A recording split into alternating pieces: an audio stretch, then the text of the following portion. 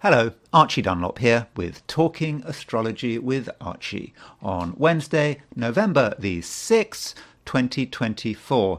Actually, I'm recording this on the morning of November the 5th, 2024 Pacific time. So that means I don't know what the election result actually is. Of course, I've made a forecast about the result, but as yet, I don't know whether I'm right or wrong.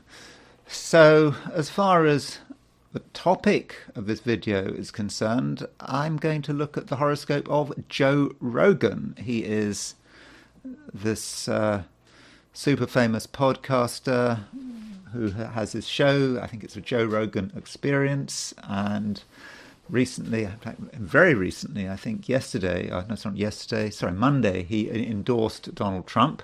I think he talked to Elon Musk, and Elon Musk persuaded him that Donald Trump was the man. So, yeah, Joe Rogan has endorsed Donald Trump, and I thought I would just look at the horoscope of Joe Rogan. I haven't looked at it before, so why not? Anyway, before I do all that, I want to look at the astrology and the I Ching for today, which is Wednesday, November the 6th, 2024. So, of course, that picture is Joe Rogan. He's a Leo, by the way, but we'll be discussing that later. And as far as that's Joe Rogan's horoscope, there you can see he's got Sun in Leo, 1749 Leo with Taurus rising. But anyway, more about that later. So let's look at what's happening today. So today, the moon is in Capricorn. It's at 1341 Capricorn at noon, New York. So, you know, we can say the usual things about the moon in Capricorn. It is a time, you know, when we have, you know, the moon is in an earth sign. It's quite focused on material reality, you know, what matters, perhaps getting down to basics and not wanting to be distracted by irrelevant concerns, and issues such as security are going to be important. And you know, the moon is actually in quite a nice position because it's not in a nice position because it is in its detriment. The moon rules Cancer, therefore it's in its detriment in the opposite sign of Capricorn, and it's making a sextile to the Sun, and it's making a sextile to Saturn. There you can see there you've got Sun, Saturn trine. There you've got Moon making the sextile to the Sun, then you've got Moon making a sextile to Saturn. So, yeah, that's nice. It's always nice to have Moon sextile Sun. It provides, well, in a way, further security. Things are in balance, and because I don't know what the election result is going to be, despite having made a forecast about what I think the result is going to be, but you know, all sorts of predictions about chaos and disaster and civil war. But anyway, it's perhaps nice on the day after the election to have Moon sextile the Sun, to have Moon sextile Saturn. Moon sextile Saturn, you know, provides, you know, further stability, and you know, geocentrically, you know, these are the main aspects. There's not a great deal going on aside from those two lunar aspects. So I think I can just now move to, well, I can start off by looking at the situation in Sydney, Australia. And so here's the horoscope set for noon in Sydney, which is of course a representative of sort of New Zealand and East Asia, and so we can see that the moon is still in Capricorn at noon in Sydney. The moon is it's a bit of a way from making that sextile to the Sun and that sextile to the Saturn and sextile to Saturn, but still, I mean, the moon is in Capricorn, the Sun is in Scorpio. The moon and the Sun are in signs which are sympathetic to each other, and in the end, that sextile to the Sun will happen, and that sextile to Saturn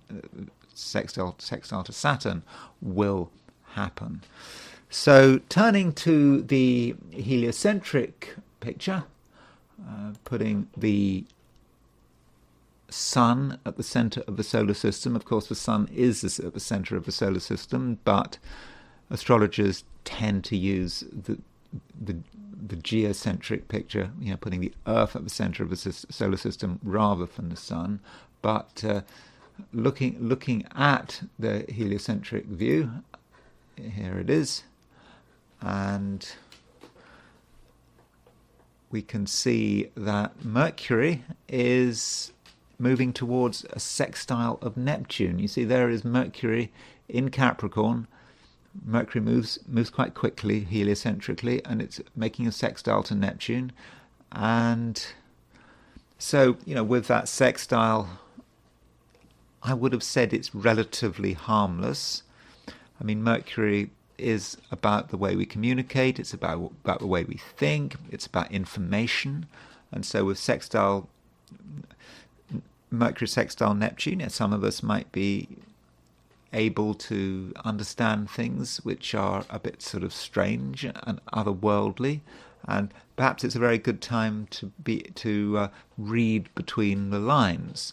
And aside from that, we've got, if we look at Mars is still making a trine to Venus. Okay, Venus is starting to separate from that trine, but I would have said it's still there, and I have been talking about the Venus trine Mars heliocentrically over the last couple of days. I think it's a good aspect. It's about attraction and perhaps sex appeal even, and being able to get people to take us seriously, to get people to notice us, or indeed not just getting people to get to notice us, but perhaps getting the whole world to notice us, getting society to notice us. And so I think it is quite extroverted in its own way. And Mars and Venus, they're kind of making sextiles to Chiron. You can see heliocentric Chiron is at 21 Aries, and so with that Venus sextile Venus trine Mars picking up on Chiron, it's a time where I think where some of us can do stuff which is a little bit unusual, and many of us are not want to do things by the book. We'll have a particular view about the way we want to express ourselves, and being unique and perhaps having a unique way of attracting attention may be part of those two sextiles, between Venus and Mars on one hand and Chiron on the other hand. But overall, heliocentrically, I would not have said that it was especially dramatic. Not really. So let me now do my forecasts for the 12 signs. So these are my forecasts for the 12 signs for today, which is Wednesday, November the 6th, 2024. Aries.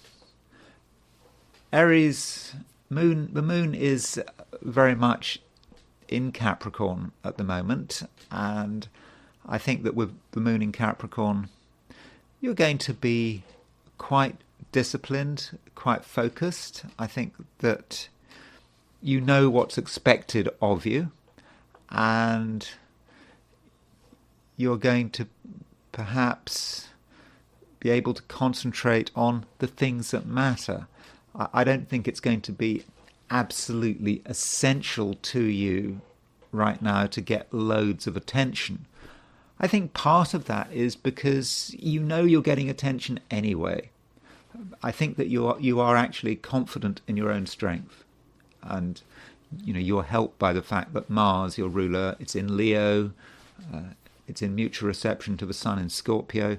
So you have a certain confidence, and of course that means because you have a confidence in yourself, it doesn't really mean you have to shout. There's no need, because you're being taken seriously, and your ideas are good, and whatever you apply yourself to, I think should work very well. But it's all done, I think, in a no-nonsense and fairly disciplined way. And so, Aries, once you give yourself something to do, once you've decided that you want to do something by a particular time or perhaps by a particular date, you'll just be able to just get on with it without complaining, and you'll know you're in the right. You won't have to tell people you're in the right. So I do think that things should go pretty well for you today. And as far as relationships are concerned, if relationships are important to you, we still have that trine between Venus and Mars. Okay, it is separating that Venus-Mars trine. Now, again, must emphasize that is a heliocentric trine, a trine with the sun at the center of the solar system. But that Venus-Mars trine, it makes you attractive. People listen to you. You know how to present yourself. And so I think you're going to get all the attention you need. And of course, geocentrically, you're very much helped by the fact that Mars, your ruler, is now in Leo. So pretty brief, Aries, but I think that's pretty much it. I think overall, Aries, I think it can be a very constructive day. Taurus, you feel that things are going okay, I would have thought. You're feeling that you know how to behave, you know how to get people's attention, and whatever you're doing, I do think that you can get pretty solid results. And the moon, don't forget, the moon is now in Capricorn.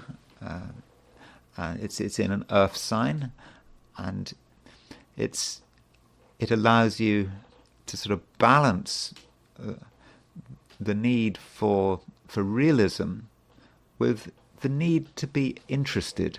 I mean, it is important to be interested. I mean, when we talk about the word boredom, we often think about Geminis getting bored. Bored Geminis can be dangerous, but for you, I think that you can get bored. You want to do something that gets your attention, that is interesting, and I think that is what you can do today. It can be interesting, and it can perhaps be outside your normal experience. I mean, in a nice sense of the word. And so that's perhaps what you should seek, but you don't have to seek it out in a dramatic way. That is unnecessary. In fact, it's a sort of a natural outcome of your own existing plans. So you continue with your existing plans, and you just find more and more things out, and you find out things that really are interesting and exciting, but are also very down to earth. So, we have, the moon is making a sextile to the sun. I should point that out.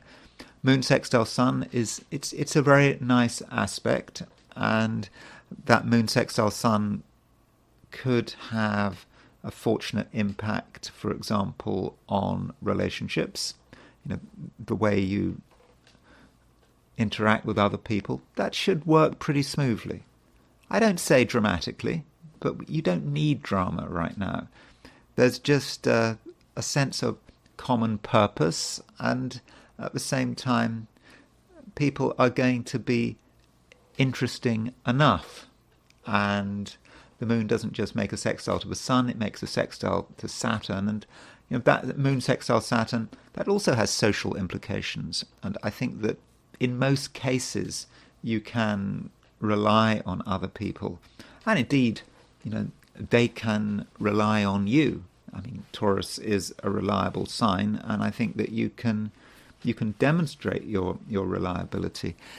Yet, while all this is going on, I think that some Taurians may be thinking a little bit beyond the situation, and you may be having sort of hopes for the future, which may in themselves not always be realistic. And I suppose there's some danger that you could get caught up with ideas that may have little hope of realization. But this doesn't damage what you're doing on a day-to-day basis. It's like you're doing whatever you have to do, yet your mind is wandering a little bit, and you're perhaps fantasizing. And you're fantasizing about what might be possible, and it's probably not possible, but you're still fantasizing about it. And you might actually find that you've actually got an idealistic streak. Taurians often do have an idealistic streak. I know that there is a stereotype of Taurians being this sort of very no-nonsense sign, but reality is that many Taurians do have ideals. They may not talk about them very much, but when they do talk about them, they can talk about them with great conviction. And so do think about these ideals. They're probably not realistic. I mean, that doesn't mean to say that you should dump them. Maybe as a Taurus, you can think of ways of taking something which is completely unrealistic and maybe turning it into something real. Alternatively, we may be talking about a sense of your own spirituality. Again, Taurians, there might be an earth sign, but earth not just in terms of money and possessions, but earth as in terms of what is real. And some Taurians have a multidimensional view of what is real. The earth is important. The Mother Earth, for example, earth spirits, in a sort of, not necessarily in a literal sense, but the earth as a spiritual entity matters for many Taurians. And I think that today you will potentially have a sense of the spiritual. And when you're talking about the sense of the spiritual, the sense of a purely spiritual, it doesn't matter whether it's realistic or not. It's just the way you feel. And that is very much part of your reality, and that perhaps is something that over the course of the day, and maybe not just today but into the rest of the week, something that needs to be nurtured. Gemini,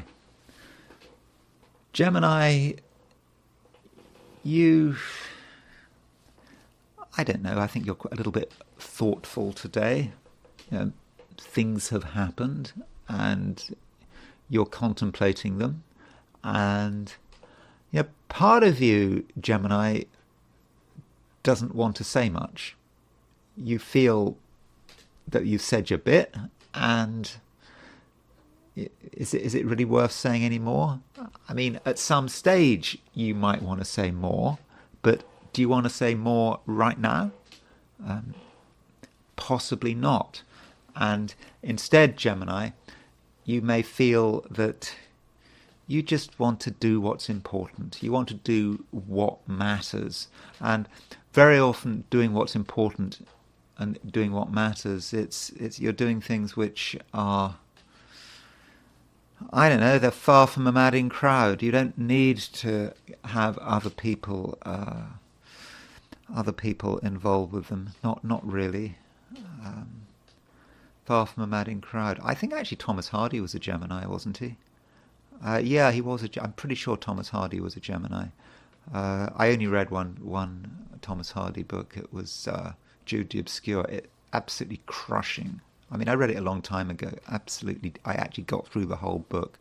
Completely devastating. About someone destroyed, completely destroyed. How did the he got married, and his life was just one disaster to another. And I think he ended up dying of tuberculosis, and it was a disaster. But anyway, I suppose, why am I mentioning that? I'm just rambling, perhaps. But perhaps Thomas Hardy as a Gemini was able to see things in their worst light, and he had that negativeness and seeing the grimness of life that perhaps only Geminis can really tune into in that sort of Gemini kind of way. But I think you do need a little bit of distance today, and you need to take a break, because perhaps recently it has all got a bit too much. And with Mercury is moving into Mercury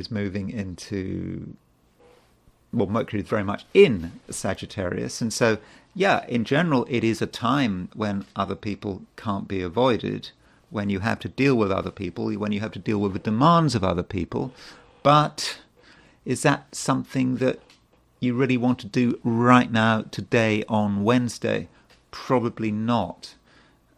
So perhaps, if at all possible, you might just want to sort of make your excuses, and I suppose the temptation is to just temporarily fade away a little. But that doesn't mean that there's nothing that needs to be done. I think there are things that need to be done, which can be done.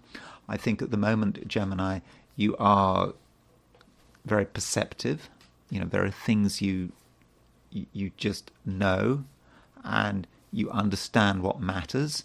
And if you think about it, you also understand that there are things that need to be done kind of right now, in a very undramatic way, but they need to be done. And in order to do them, the first thing that needs to happen is that you need to understand what is the nature of the task. And in order to understand what the nature of the task is, you have to do a little bit of research. Now, going back to relationships, I sort of alluded to them. I'm saying that yes, it is broadly speaking a time when relationships do matter, but perhaps right now you're not particularly in the mood. Though, don't doubt your own sensitivity. You are very sensitive at the moment, and yes, you may prefer your own company, but because of your sensitivity and your ability to understand other people, I think that relationships, if you're prepared to give them your effort, if you're really able to give them everything, then relationships may not be so bad, and it may be that you and another person can come to a new understanding. Cancer, I would think that it's a day which should work pretty well for you. We've got the moon in Capricorn, and with the moon in Capricorn, I think that you have a keen understanding of your own interests and what matters and what your priorities should be.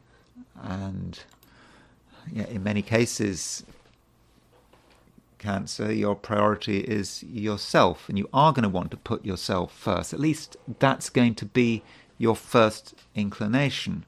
But with the moon in Capricorn, Capricorn is the sign which is opposite Cancer. With the moon in Capricorn, there's a certain sense in which you might have to let other people have their way to some extent. And I suppose you have to ask yourself, how much do you give to other people? How much freedom do you give to other people? I mean, obviously you can't let other people run rampant, but at the same time, you don't want to be judgmental. You don't want to restrict anyone's freedom in an unreasonable way. And I think that you are going to get the balance right. And I think that, if you look at the moon and what the moon is doing, it is in Capricorn, which is a reflection, I think, of your own seriousness at the moment. But it's also sextile Sun, sextile Saturn. And those two sextiles, I think, really work in your favour. With the moon sextile Sun, you know where to find balance. The Sun and the moon, the most important planets in in the sky. Okay, I know that neither of them are planets. The sun is a star and the moon is a satellite. But I always have to say that just in case someone's listening to me and they want to say no, the sun is not a planet, and it's a star. But someone drifting in perhaps who is not a fan of astrology, but maybe I just have to make that point. And so with the moon sextile the sun, that is a stage in the lunar cycle. And as a Cancerian, you are sensitive to the lunar cycle. So when the sun and the moon are in sextile, that would indicate that you are pretty much at one with things. And there's a sense that things are coming together. That provided you make the right decisions, you can be yourself without having to apologize, and you can be special. There are things that only you can do, and you can do them, and I think that you can be appreciated for them as well. And the moon doesn't just make a sextile to the sun, it also makes a sextile to Saturn. And so that sextile between the moon and Saturn is stabilizing, that's for sure.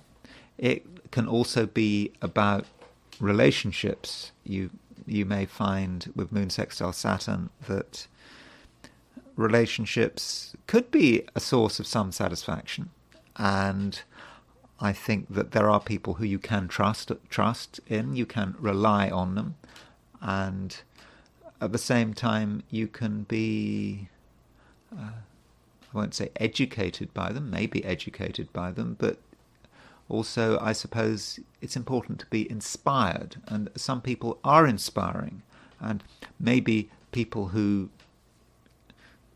haven't been inspiring in the past will show a new side to their personality and present you with something that you find interesting and unusual, something that you want to know more of.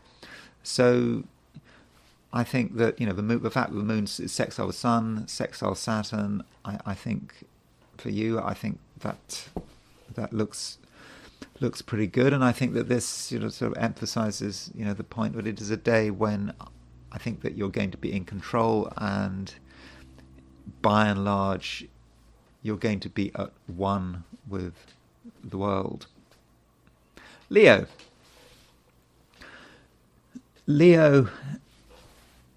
the sun continues its path through Scorpio, and so sun in Scorpio in a way describes how you feel, how you are relating to everything. And sun in Scorpio, Scorpio is quite an introspective sign. It's a sign that does not want to be disturbed, and I think that some Leos are tempted to put up the do not disturb sign.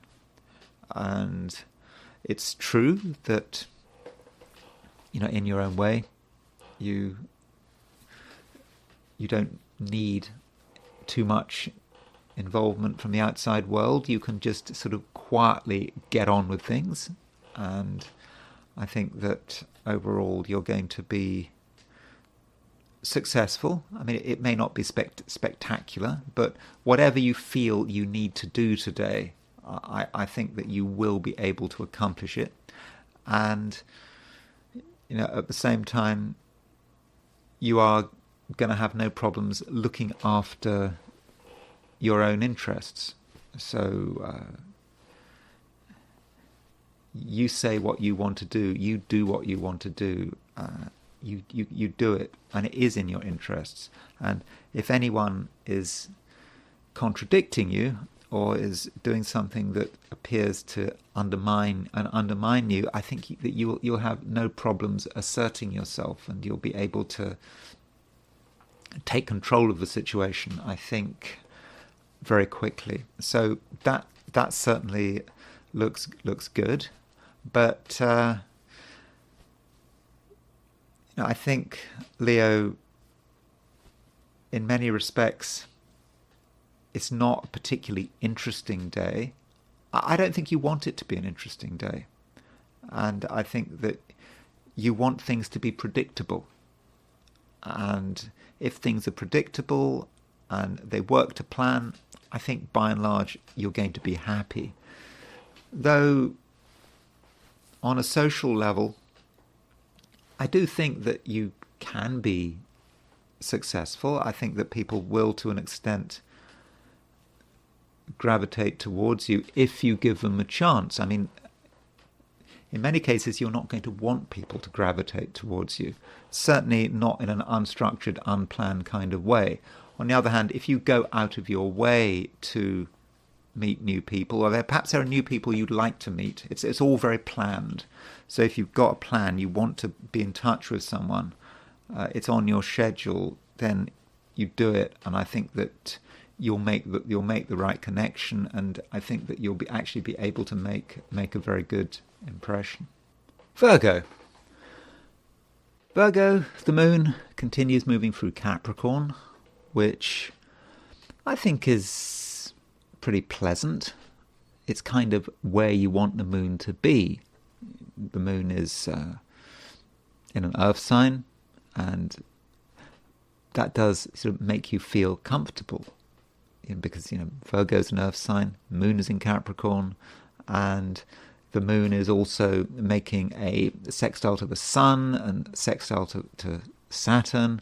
So it may be that you feel that things are kind of returning to normal. You see that the possibilities for security are actually there. And so maybe recently you've just felt that things were falling apart a little bit, but now you see a real possibility of stability, and also of being given a chance. Perhaps that's what you really needed. You needed to be given a chance. There were things you wanted to do, which were very important to you, but you couldn't do it. Maybe because it felt like the world was just too chaotic. There was just too much going on, too much pressure. But now I actually think that some of that pressure has subsided. You're feeling a little more relaxed, and at the same time, with the moon making a sextile to the Sun and Saturn, I think that you can be more confident that you're going to be able to see things through. And part of that confidence perhaps comes from other people. So Saturn has been moving through Pisces, your opposite sign, since March 2023, and at times that has been difficult. Certain people, certain situations have not been helpful. Maybe certain relationships have been disappointing. But with the moon making a sextile to Saturn, it feels that you can trust people. Okay, maybe in the past they'd let you down, but now I don't think you are going to be let down. And I think that there are people who are serious, and they understand what you need. And if there's anything you want, I think in most cases they should be happy to provide it. And as far as relationships in general are concerned, you do have something. You come over as being quite an interesting and maybe even exciting person. You have a sense of power about you. Now, that sense of power is not going to be immediately obvious. If just someone sort of meets you in the street, they're not going to say, "Oh, well, that's a powerful person." But as soon as you really get to know someone, as soon as you get to start talking to someone, there'll be just something about you that just clicks into gear, and you'll be able to sort of demonstrate an enthusiasm, and you'll show that you'll be able to give people your all. I mean, I'm not in the sense of giving anything away, but you'll be able to give people your attention. And I think that in many cases, that's actually what people want. They do want attention. And I think that that's something you can provide. And once you start giving people your attention, they'll start giving you their attention. And it's at that stage that they'll start to realize perhaps how special you are and how exciting you are. So although to begin with you might not especially be in the mood for getting close to people, it might be a good thing to do. I mean, not just anyone, but if there are people who you've been trying to get on with, trying to communicate with, then now might be your chance to have an impact. Libra, you have ideas. It's always good to have ideas. Some of your ideas may not be particularly realistic, and that might not actually be immediately clear. I mean, I think that in terms of how you present yourself, I think that you'll present yourself as someone who does appear to be relatively down to earth, but what's going on in your mind and your heart may be a different matter. You are thinking about the future, and you're thinking about what might be possible, and you are thinking that the way it is right now is just not quite good enough. It's not that it's terrible, but it could be so much better, and your fantasies are starting to sort of flood out of the bottle, and you're just thinking about what could be. And I don't think that's necessarily a bad thing, provided you just don't allow things to get out of hand, or you actually focus your fantasies on how they might actually work out in the real world. 90% of your fantasies, may be just hot air, or just pure mist, and you have to let things clear. And it just may be, in terms of everything you're thinking and everything you're imagining, that there's a kernel of truth, or indeed a kernel of possibility, and that is something that you perhaps are able to sort of bring out into the open. And fundamentally, what you really need at the moment, before you think about possibilities, you need to think about what's needed right now. And I think what perhaps Librans need right now, they do need to have a sense that things are secure. That does matter. There's no point in having fantasies if you're not 100% secure. And I think that is something that you can achieve, with the moon in Capricorn. Moon in Capricorn making a sextile to Saturn. That moon sextile Saturn, I think is useful. Saturn is in Pisces, but Saturn, it kind of has a relationship to your sign. Remember that Saturn is exalted in Libra.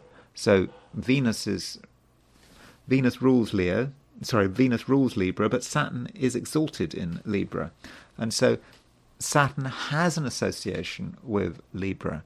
And I think it's a fortunate association. And with moon sextile Saturn, you can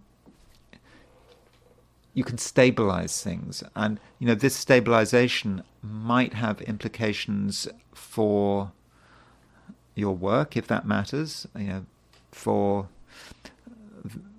the way you want to move forward.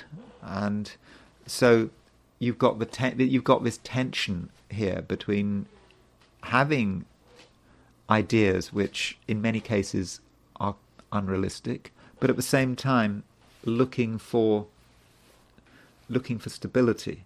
And so again, your first priority is to find stability, and I think you can find stability, and stability is all about making sure that you follow the rules.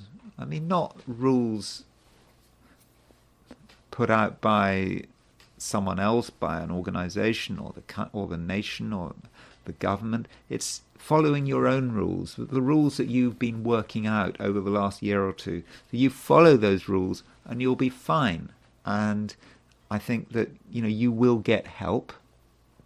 And so once you start following the rules, you'll perhaps be able to start to get some of your wilder ideas in perspective, and you'll see that many of these ideas are not realistic, but a few of these ideas perhaps can be put into action. Okay, they might have to be adjusted a little, but I think there might be a way to sort of get this balance right between security and fantasy, or perhaps between security and inspiration. Scorpio,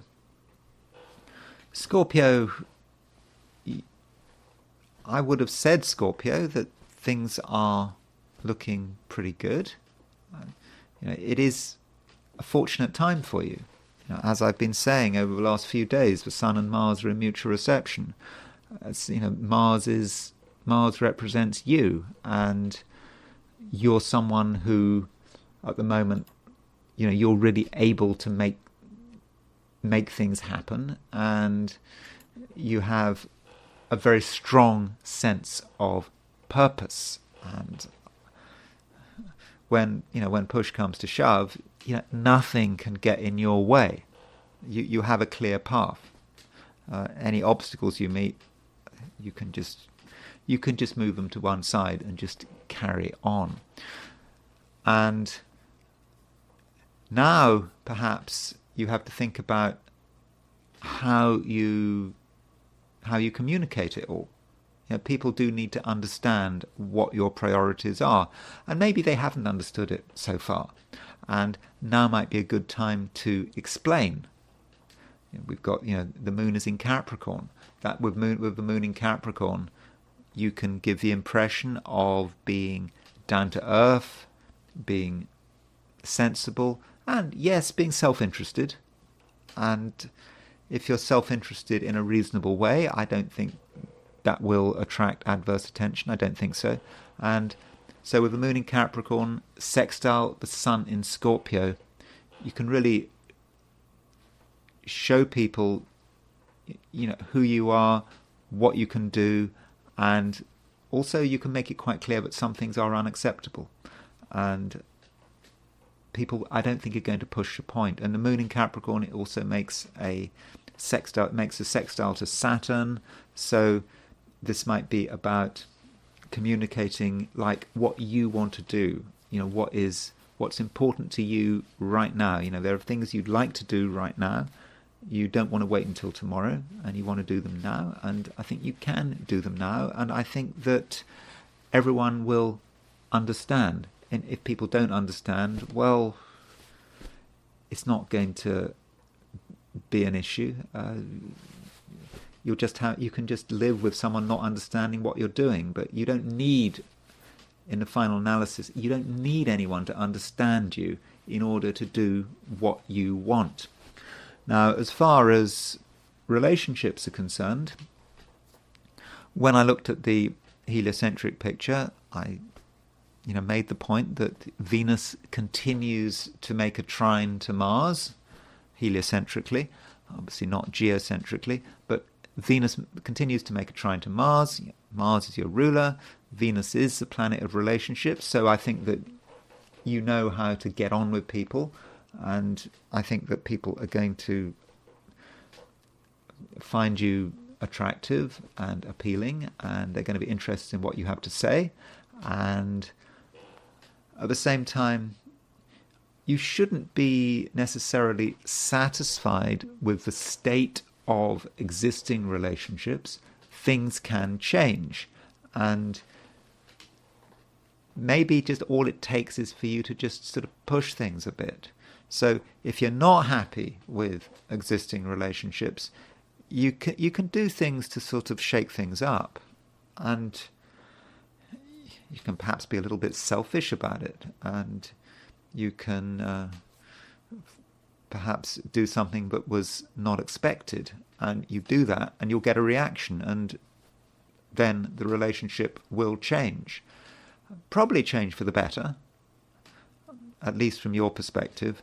And also consider the possibility that you can meet new people that just come from nowhere. You hadn't perhaps expected to meet new people, but you suddenly find someone and you realize you've got a lot in common with them, and you've suddenly got a connection that didn't exist before, and it happens very quickly, sort of very suddenly. So that's it, Scorpio. My forecast for today, for all the 12 signs, I think are pretty brief, and the reason they're brief is because I don't think there's a lot to report. There's not so much coming up which is new.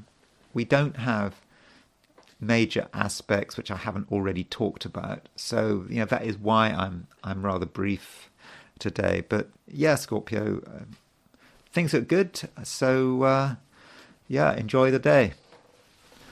Sagittarius,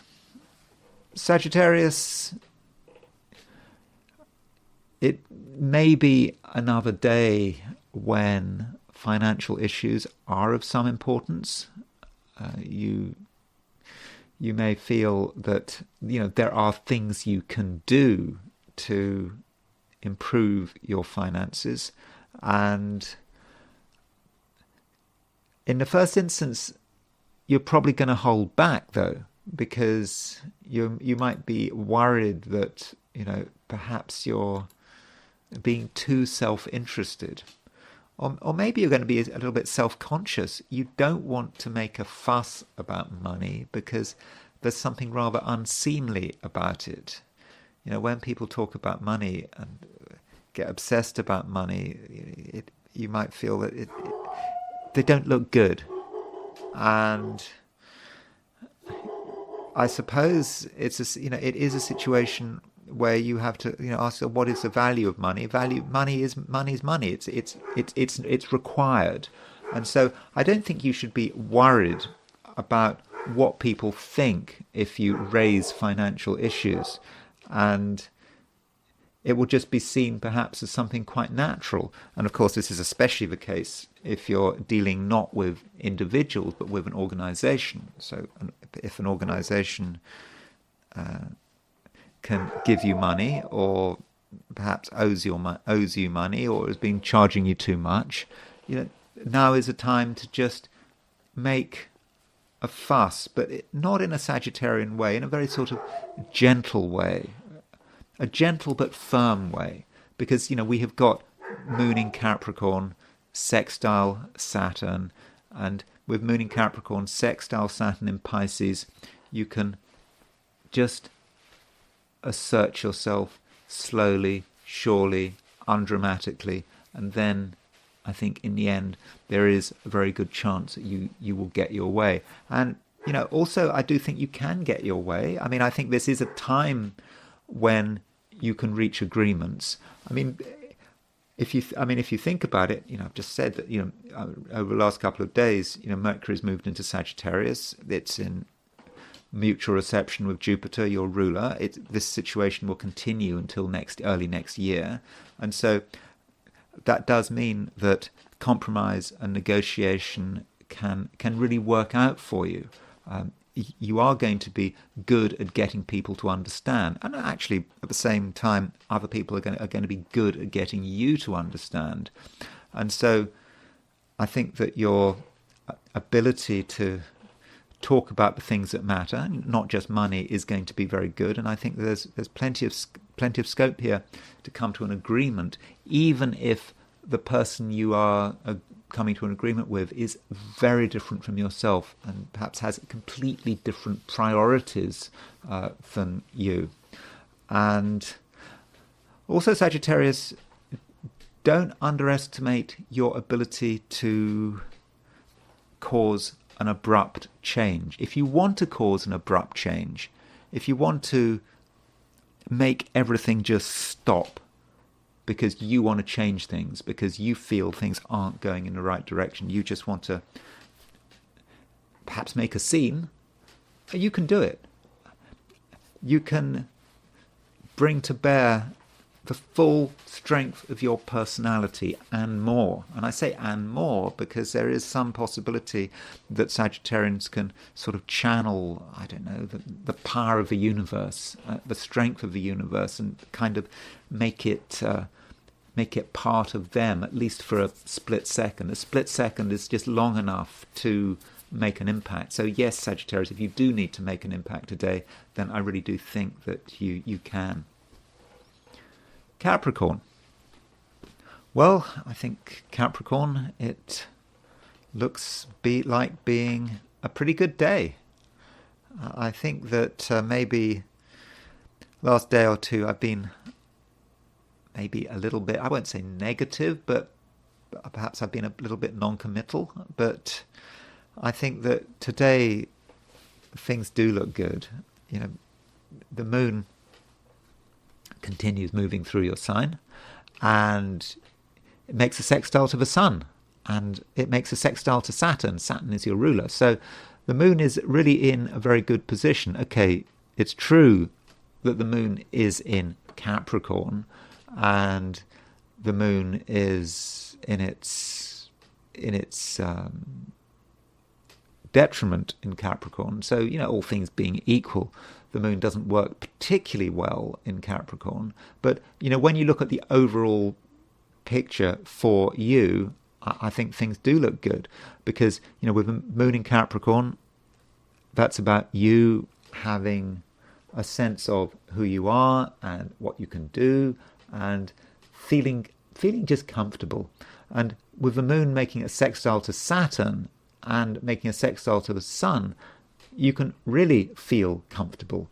You can get a sense of, you know, who you are, what you want to do, and how you can apply yourself. And I think that today, Capricorn, you're going to be able to apply yourself extremely well. I think, you know, whatever you do, it's likely to work out. And I think your impact on other people is going to be very constructive. I think that you'll give the impression that you know what you're doing, that you're serious, and indeed that you can be trusted. And you know, you'll know what to say. You'll know what signals to give, and I think you'll also know what examples to give. And I think that you yourself can be a good example for everyone else. They can see how you work. They can see how you behave, and in some ways, you might be someone that people want to emulate. And you know, at the same time, I think that you're going to be very good at expressing your fundamental message. Now, something I haven't talked about is that, in a way, Capricorn, there is a T-square. It's a very, very wide T-square that may not be immediately obvious. So a T-square in astrology is where you've got an opposition between two planets, and there you've got another planet making a square.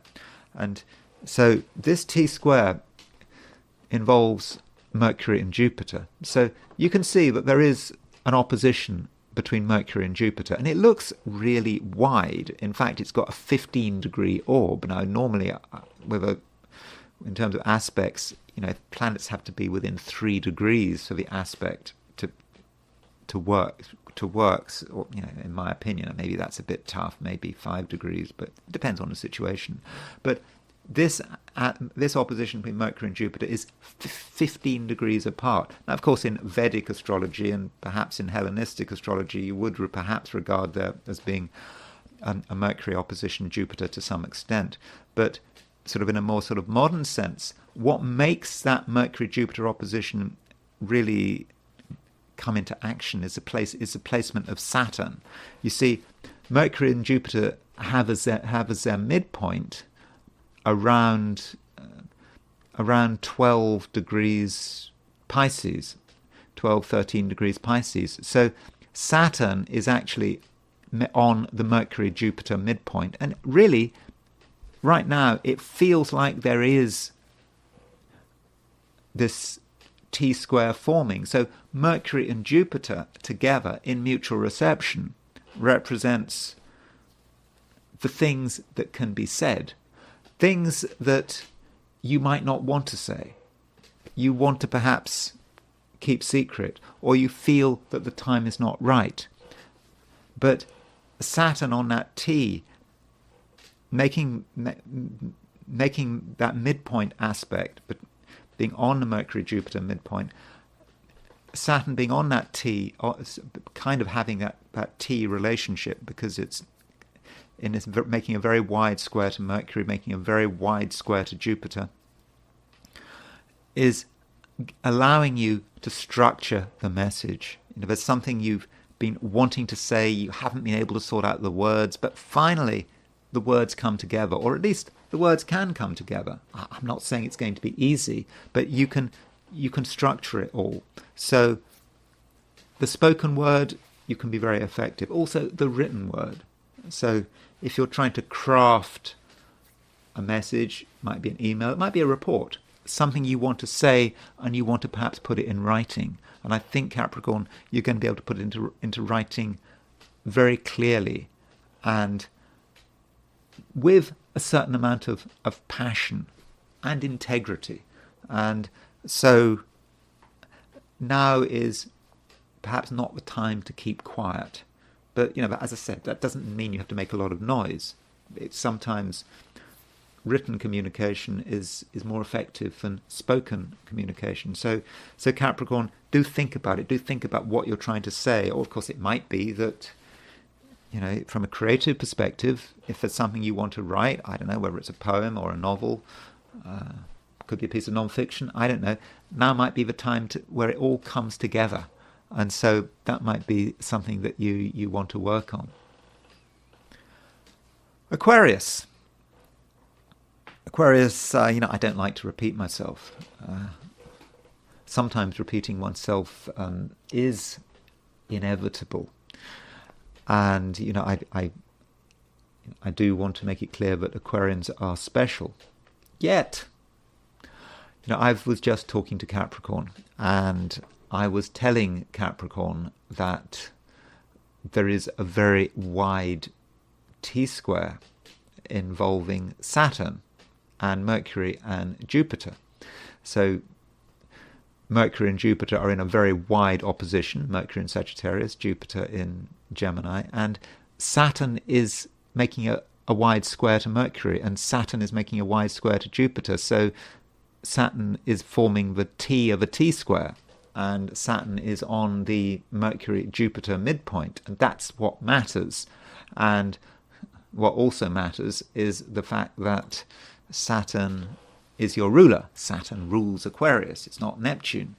And so I regard this midpoint, call it a wide T-square if you want, as being very important for you and indeed being very useful. I think that, as I was telling Capricorn, because of course you and Capricorn share the same ruler, as I was telling Capricorn, it is a time when you can really get your message across, whatever that message might be. Now, in your case, that message, it might have something to do with money. I mean, it might just be a message about something, something creative, something artistic. It might be about you being able to harness your artistic abilities. That's absolutely possible, being able to harness your creative abilities. But there may be a financial element to it. It could be, for example, Aquarius, that you find a way of monetizing something. It may be that you can monetize your creativity in a way that perhaps you hadn't been able to do before. I don't want to get completely hooked on the financial aspect of this configuration, but I just think there might be some possibility here that there is a financial nature to it. But looking at it from a broader sense, Aquarius, I think it's a time when you can take your creativity and take everything you are, and you can really harness it, and you can, in the process, you can really make things happen. And you don't have to shout about it. In fact, today, you probably don't want to do much shouting. I think that many Aquarians today probably feel that they want to take it easy. You don't want too many distractions, and I don't think you particularly want social distractions. Having a lot of people around you, I don't think you're going to be in the mood for that. And I suppose this emphasizes the fact that many Aquarians are independent-minded. You do like to do things your own way, and we've got with this Mercury, Jupiter, Saturn T-square or midpoint configuration. I think it's perhaps an energy that is perhaps best used in your own way without other people interfering, making suggestions which are probably sort of completely unhelpful. Though, the moon is making a sextile to Saturn, the moon is making a sextile to the sun, and I think that aspect, to my mind, it does emphasize your practicality. And, you could argue that in some ways Aquarius is perhaps the most earthy of the three air signs. I'm not going to back up that assertion here, but I think in some respects I think that is true.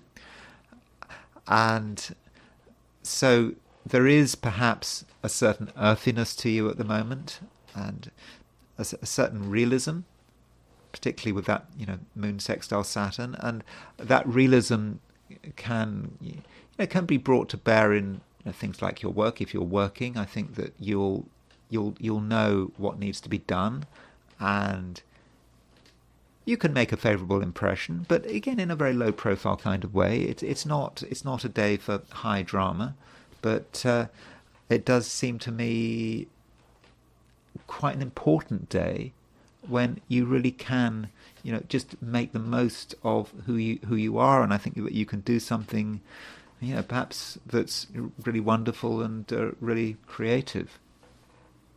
Pisces, you'll enjoy other people's company. I mean, it's a day when I think a lot of people are not in a particularly sociable mood. They just want to sort of live their lives. And I suppose in the Americas, many Americans will be recovering from the election. I don't know. Who knows? I mean, I don't know how long it's going to be before the results are going to come out. Maybe they'll be out. Maybe everyone will know the result by the time you're listening to this.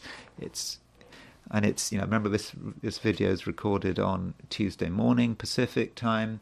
If you're watching this on Wednesday, you may know the results. It may all be clear by now. So there has been this drama, and I think many people perhaps are just recovering from the drama, perhaps, or maybe the drama continues. I suppose I'm the astrologer, I should know. Yes, I've made a forecast of what I think is going to happen, but I don't want to discuss that forecast in this video. And besides, what I should be talking about now is you. It's Pisces that matters. And for you, it's a time when I think that you can enjoy people's company in a sort of a low-profile way. I think that actually you're going to want to an extent, seek other people's company and perhaps seek other people's support. And perhaps, Pisces, you may want things to be reflected back at you. It is a time, Pisces, where it's very difficult for people to know, what is true, what is not true, what is fantasy, and on your own, it can be just very difficult to work it all out. And so today, part of the process of working things out may be about discussing things with other people. And I think that you can really benefit from interacting with people, with your friends, people you know well, the kind of people where there's no pressure. You can just be yourself.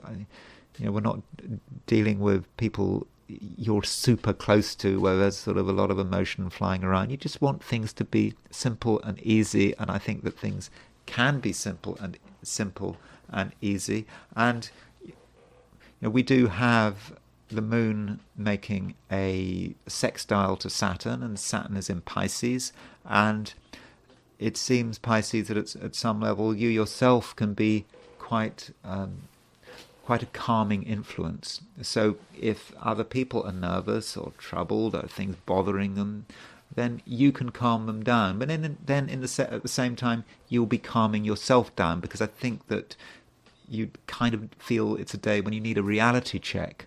And having a reality check when you're on your own is really difficult, because you have no point of reference. But when you've got people to talk to, then you're having a constant reality check, and you can sort of triangulate the whole thing, so you can know where you are. And a good way of triangulation is to talk to one person, talk to another person, get their opinion, get their view of reality, get someone else's view of reality, and in that way things will, start to make sense. Though you can make things happen in a dramatic way if you want to. If you feel that the time is right, that it's appropriate, maybe things are a little bit stuck, and you feel that things need to be moved on, and it just may be that a sudden intervention on your part can just get things moving, and once things moving, you'll just get more clarity. So perhaps there may be a time over the course of the day, when you have to take the initiative, not just to help yourself, but perhaps to help other people as well. And those are my forecasts for the 12 signs. I have been, I think, briefer than usual, because I don't think there was a huge amount going on. I mean, analysing it, we just had moon sextile. I mean, the main aspects, the main geocentric aspects were just moon sextile Saturn, moon sextile Sun. I mean, there were some other things going on, but I think overall there wasn't a huge amount to say. So now I want to turn to the I Ching. So I asked the question, what is Wednesday going to be like for those watching the I Ching section of this video? And the first hexagram I got was hexagram number 4, which is youthful folly. And this is always a difficult hexagram, because in many respects it's a warning hexagram. It's a warning hexagram that you shouldn't be asking the question, and it often comes up when you're doing the I Ching and you've asked the question too many times, and you know the answer, but you're not satisfied with the answer, and you just keep coming back. Youthful folly. I told the fool once, I told the fool twice. This is just not what you should be doing. You should be just accepting the first answer and accepting things the way they are. And maybe there is a sense of that as we come into this I Ching. We know the result, we know how it's going to go, we know what's going to happen, but somehow we don't believe it, or we don't want to believe it, and so we ask again. Maybe it's not going to be the way it is. Maybe it's going to be okay, or maybe it's, I don't know. So you have to consider, in fact, whether you in fact need to consult the I Ching, whether you need to be watching me anymore, because maybe that's it. And the dog started barking, and so the dog has started barking, saying, this it's a messed up video, there's too much noise, and it's just a suggestion that it is a bad time to be consulting the I Ching, and the dog knows it's a bad time to be consulting the I Ching. And so I do have to give that warning, and I said I think the dog is giving that warning as well. But assuming we go through with it, what does it actually mean if we try to interpret it in terms of what is today about? And it's about a situation where someone doesn't know what they're doing. It may be you that doesn't know what you're doing. You're just ploughing forward. You're advancing advancing, but it's youthful folly. It's a situation where perhaps you are not experienced enough to really to really understand what you're getting involved in. Although it could be someone else. It may not be about you. So when you do these I Chings, you do have to consider the overall situation. It just may be that there's someone close to you who's being an idiot. And the question is, how do you deal with that? And the I Ching it's talking about discipline, and there is the question is, how much discipline do you bring to bear? And if you bring to bear too much discipline, if you're too judgmental, if you're too harsh, that could be counterproductive. What you're trying to do is bring the situation under control. Or if you're trying to discipline yourself to sort of get rid of this youthful folly, you don't want to go so far that the whole thing becomes completely tedious, but it all becomes monotonous, having to really focus on one thing, and it just becomes hard and it all becomes a chore. That's not the way it should be. And there is this reference to shackles because we've got a moving line. The first line moves, and I think there's a sort of some ambiguity about what the shackles mean. Is a shackles some kind of punishment? Or maybe shackles is about having to unshackle someone who has the wrong ideas. Someone, maybe you, maybe it could be someone else, is tied up with the wrong ideas, has got things wrong, and there is a need for some kind of release. But anyway, we have a moving line, and this means that we move to a second hexagram, and we move to hexagram 41, which is decrease. So perhaps having gone through this youthful folly, whether it's us going through the youthful folly, us perhaps taking something too far, not knowing what we're doing, or maybe it could be someone else, we move to this hexagram decrease. Now it sounds a little bit difficult. I mean, not difficult, but perhaps not nice. We'd rather if things were to increase. But by decrease, it's talking about the things we should be giving up, the things we don't need to do. And it's asking us to have an uncluttered life, an uncluttered mind, and not to be too obsessed about being in a position of authority. And it says, for example, with decrease, sometimes it's easier to be a subordinate. Perhaps decreasing our own power, letting go of some of our own power, can actually make us stronger. So, in fact, there is this message here that by decreasing in one area, we can be increasing in another area. Because what we're doing with decrease is we are creating space. So if we clear the garbage from one part of ourselves, there's an empty space. And so that creates a possibility of increase. So, perhaps look at what's going on. What do you need to let go of? What don't you need anymore? I mean, it may be that you're wasting time on activities you don't need to do. Maybe you're too focused on material things that you don't need, that you could perhaps give away. I'm not telling you to give away valuable items, but just stuff that is useless, but for some reason you're holding on to it. And just by removing a whole load of useless stuff, you just be feeling a whole lot better.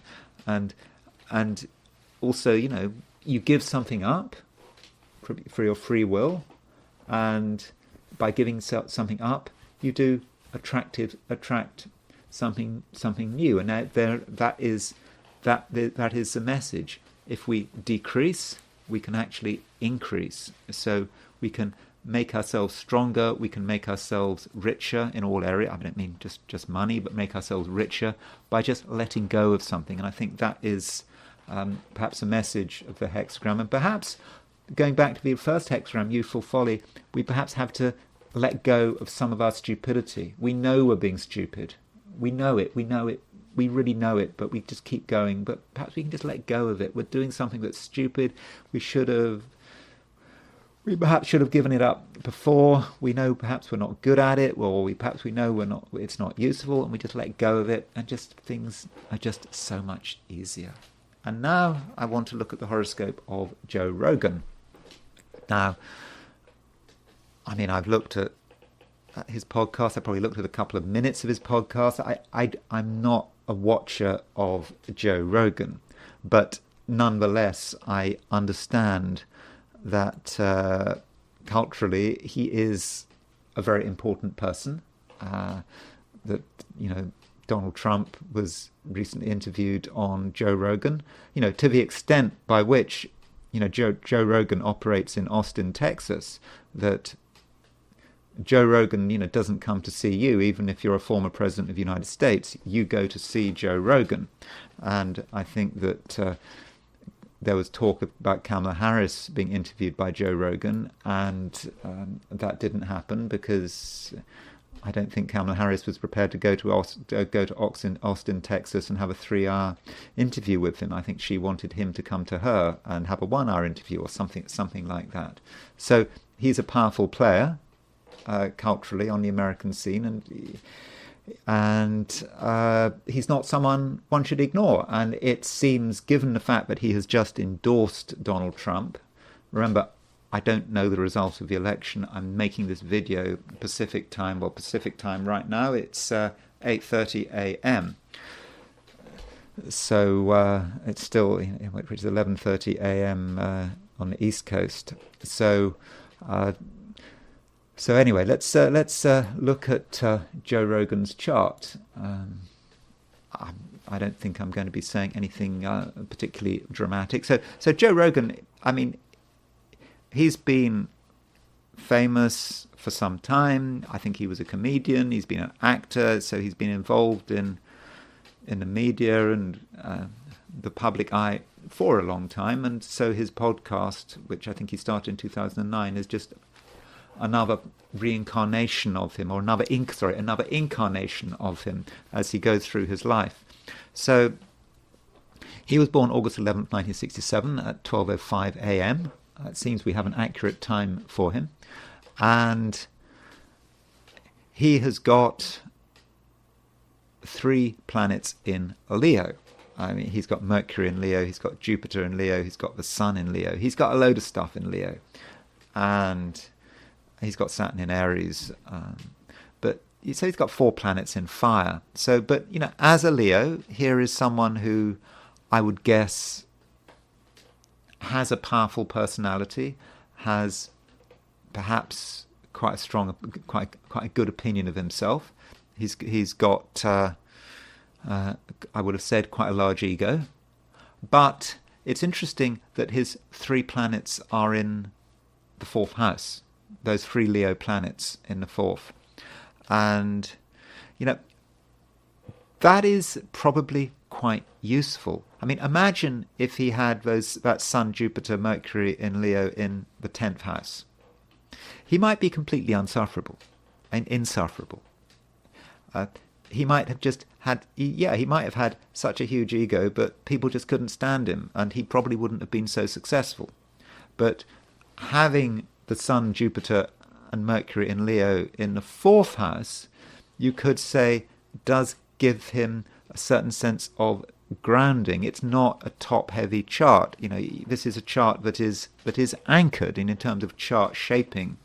There is his Sun, Mercury, Jupiter in Leo, which is a fixed sign.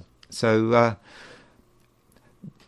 that's perhaps how his Leo is working, sort of in a sort of quite sort of useful way. And of course, Sun in Leo in general, it's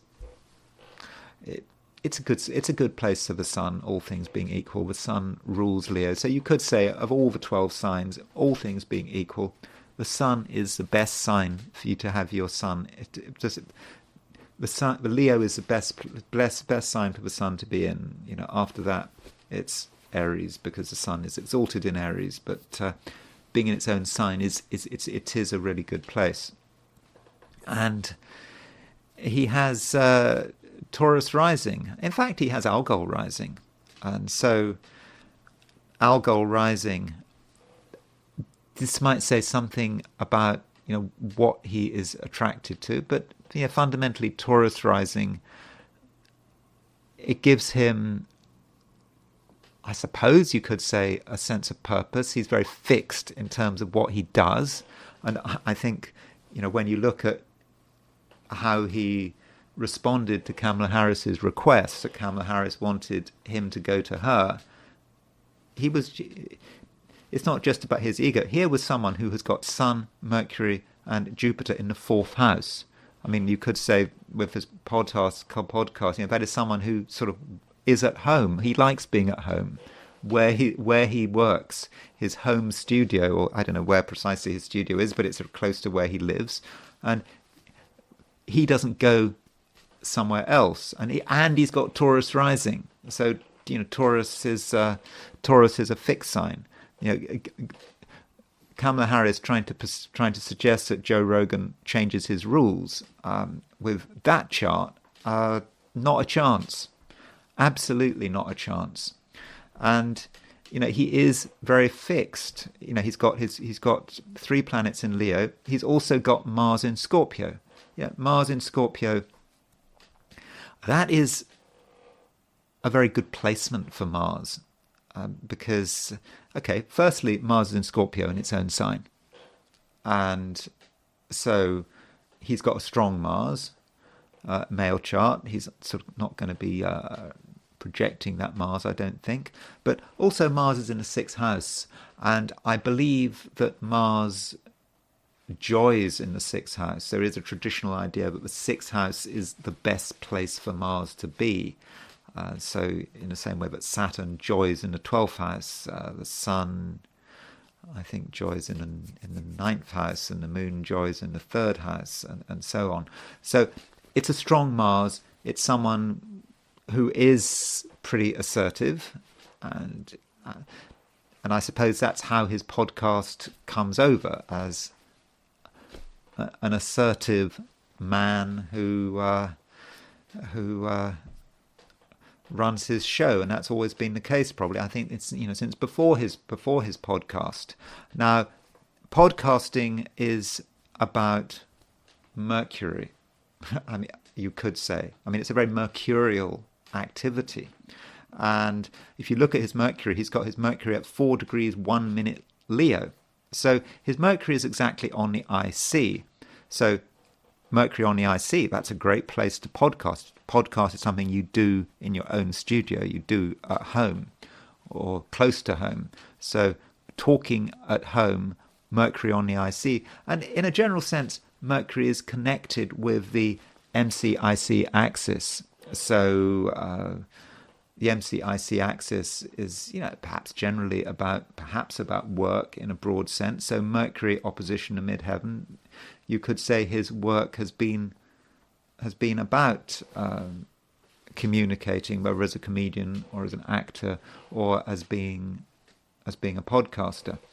So those are a few things about his chart. I'll just have a quick look at some of his midpoints. Always good idea to look at his midpoints. I mean, obviously, I'm not going to spend too much looking at midpoints. Now, one midpoint that he does have that is really, really obvious is if you look at his sun and his moon, you see he's got his sun and his moon. So sun and his moon are about, 8 degrees apart? Sorry, not 8 degrees apart. They are they are 68 degrees apart. So that means that if you half of 68 is 34. So is there a planet that's 34 degrees from the sun? Well, actually there is approximately Uranus. So you can see that Uranus is conjunct his sun-moon midpoint. So if you've got a planet conjunct your sun-moon midpoint, then that planet can be really important. And Uranus on the sun-moon midpoint can work in several different ways. Uranus on the sun-moon midpoint can actually make someone quite brittle. Uranus can be just kind of freaked out by the world and freaked out by what is happening in the world and just almost unable to do anything and lost for words. And they don't like things to change, almost afraid of Uranus. That's one way in which Uranus conjunct the Sun Moon midpoint can work. I mean, that's, I think, perhaps an unusual manifestation of Uranus on the Sun Moon midpoint. But you have to look at the individual. You have to look at the specific chart. I've got one example in mind, but I'm not going to discuss it here. But I think for most cases, Uranus conjunct the Sun Moon midpoint is about being able to bring to bear the power of Uranus. Uranus is about being abrupt. It's about causing shock.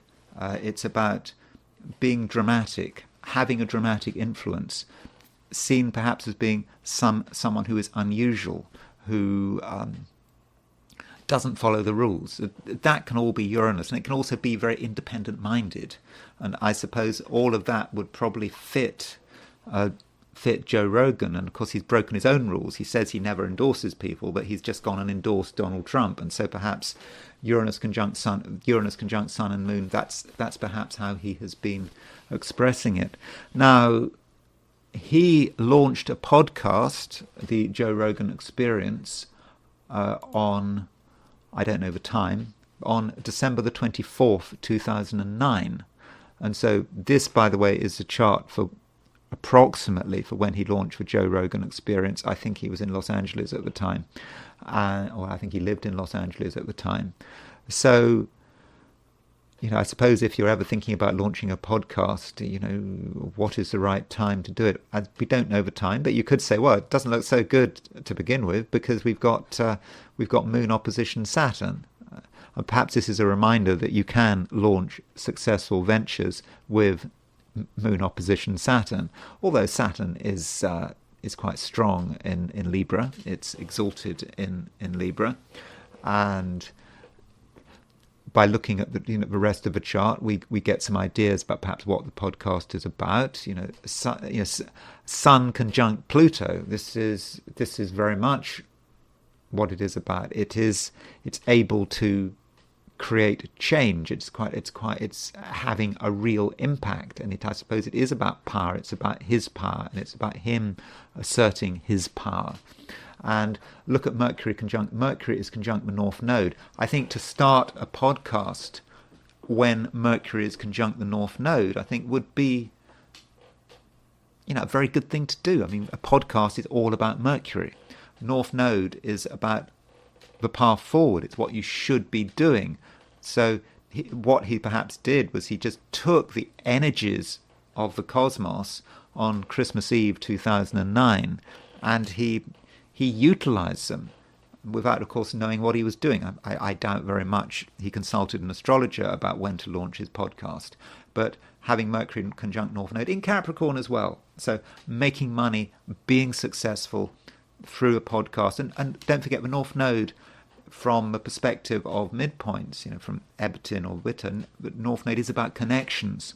So able to make connections, able to communicate, and I suppose being able to sort of communicate very effectively. And it was, I think, in this case, the right thing to do. Also, there was a very close Jupiter-Neptune conjunction in Aquarius. And like I said, I don't really know much about anything really about the podcast, but I think he discussed all sorts of things, UFOs, conspiracy theories, martial arts, loads of stuff. And maybe that's part of that Jupiter-Neptune in Aquarius. Just Jupiter-Neptune is perhaps fantasies, high hopes, people's ideas, lots of different people's ideas. People going onto his podcast with all sorts of really unusual ideas. And Jupiter-Neptune in Aquarius. So I would have said that in many respects, the chart for when he launched the podcast was very good. And perhaps, this is a reminder we shouldn't perhaps worry so much about the moon. I mean, when I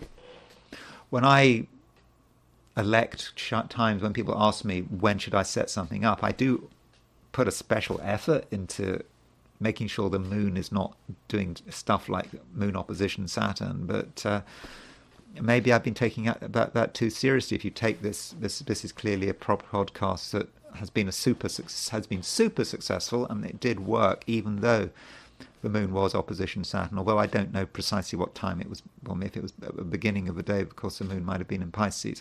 I don't know.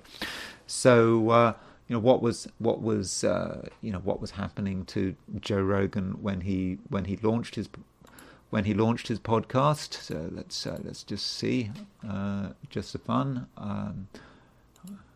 What kind of transits did he have? Here is Joe Rogan's chart in the middle, and we have on the outer wheel. There are the planets at the time the podcast was launched. I'm not saying there's anything especially dramatic here, but the Jupiter-Neptune conjunction is interesting, because the Jupiter-Neptune conjunction was at around 24, 25 Aquarius, well, in the 25th degree of Aquarius. So as he was getting the podcast together, that Jupiter-Neptune conjunction was square his ascendant, and it had a very sort of 10th house feel to it, because it's square the ascendant above the horizon. I think if you use the equal house system, you would see that Jupiter-Neptune would be on the 10th house, equal house, 10th house cusp. And I do find that point, which is 90 degrees from the ascendant on the upper quadrant, can often represent career. So I think that he really was able to utilize that Jupiter-Neptune conjunction. So that does seem to sort of work quite well for him. I suppose you could say that Mercury was moving towards his midheaven, but I don't want to sort of dwell on that too much. Mars was in Leo when he launched a podcast, so I suppose he is a Leo. Mars had just crossed his Jupiter, just crossed his Sun-Jupiter conjunction. So yeah, Joe Rogan does have a Sun-Jupiter conjunction, and I suppose that Sun-Jupiter conjunction in Leo is a sort of a larger-than-life person. So that would fit what we know about him. And as he launched a podcast, Mars had just gone over his Sun-Jupiter conjunction. And as far as what's going on now for him, I suppose, he of course has a super high profile at the moment, and so in terms of what transits is he having? I don't know, for example, at the time of the presidential elections, very quickly. So here are his transits. Well, for yesterday, November the 5th, although I'm speaking. It's now 8:47 a.m. where I am on the 5th of November. So it's still before noon East Coast on the 5th. So you can see that at the moment, Joe Rogan has Uranus pretty much exactly on his ascendant. And things are really stirred up for him. And I suppose in his case, Uranus on the ascendant is about him really able to assert himself in a very dramatic way, and it sort of is surprising. It's shocking, and for many people, and also he's got Mars moving towards a conjunction of his IC. So that's coming up, and Mars will be hitting his Leo planets at the moment. But I don't really want to say too much about it. I think it doesn't matter. The key point is he's got transiting Uranus exactly on his ascendant, and in terms of his profile, I think that fits. And this may suggest that Uranus crossing the ascendant can be quite useful, because it can get you attention. And of course, he's got his ascendant at 25, 26 Taurus is pretty close to Donald Trump's midheaven, by the way. Anyway, that's all I'm going to say on the subject of Joe Rogan. So thank you very much for listening. If you enjoyed this video, I'd be very grateful if you were to like it. If you're not subscribed, I'd be super grateful if you were to subscribe. And if you want to buy me a coffee, there is a link in the description. So thanks again for watching, and I'll talk to you again tomorrow.